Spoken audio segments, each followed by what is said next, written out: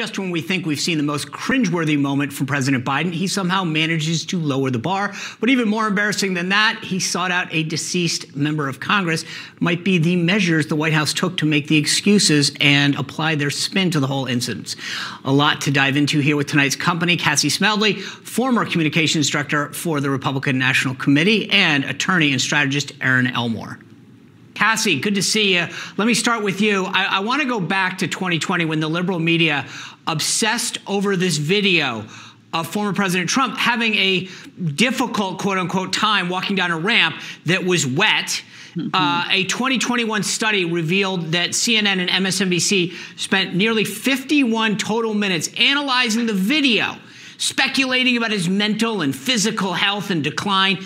I mean, I haven't seen one news organization spend a minute of coverage about this blunder at all. Not one. Well, it's interesting, Sean, because you're absolutely right. President Trump takes a cautious step down a wet ramp, and all of a sudden, do we need the 25th Amendment? But yeah, but here's the thing, Erin. I get Cassie's point, but I will say this: he screwed up. I've been there. And believe me, I was thinking to myself, this is not going to go well. Instead of just her saying, hey, there was a screw up, it was in the script, he mistakenly, whatever. And that would have been probably assuaged a lot of those guys, right? Instead, she starts saying, it's top of mind. It's top of mind. No, it wasn't. That was self-inflicted. She dug the so-called hole deeper.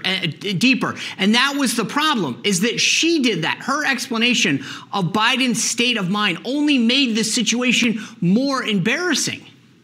This was a moment that you cannot make excuses around. It's inexcusable. There was a montage played just a few minutes before, and what he said was, Jackie, oh, I guess Jackie's not in the room. That's not an indicia of knowing that someone passed away.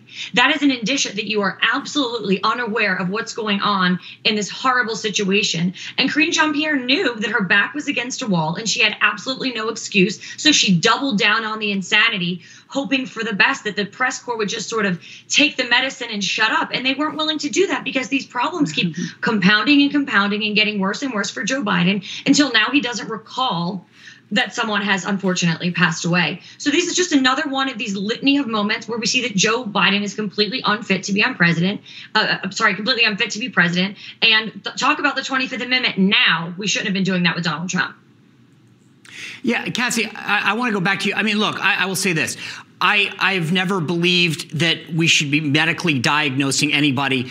And I didn't like it when they did it to President Trump. I don't think non-medical people should be doing it to President Biden. I think there's a role for medical doctors and health professionals to play. In the United States, this is the commander-in-chief. This is arguably the most powerful person in the world. And this is concerning that it's not just a singular incident every now and again, or a misreading of the teleprompter every now and again. I don't have a lot of time left, but I do want to touch on this because I thought this needs to get brought up. There was a thing that we had on Newsmax earlier today that noted that at least 4 times the FBI passed on presidential raids, citing examples from when Obama, Clinton, George H.W. Bush, George W. Bush possessed classified documents. Newsmax has got it up on the site. Yet it seems like Trump's the only one who the FBI's ever gotten involved with.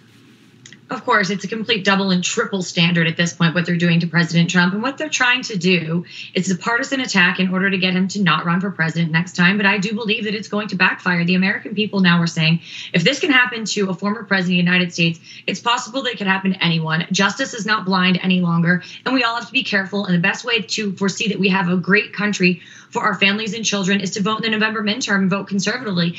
I put out a tweet when this all happened. I said, if the left with the Roe v. Wade decision coming down thought they were going to get people to the ballot box, this is 10 times bigger and 10 times stronger. Yeah, and we're seeing it in the polls. I think that enthusiasm, that intensity among Republican voters is really starting to show up. Cassie, Erin, thank you both very much. Thanks, Sean. Thanks, Sean. All right.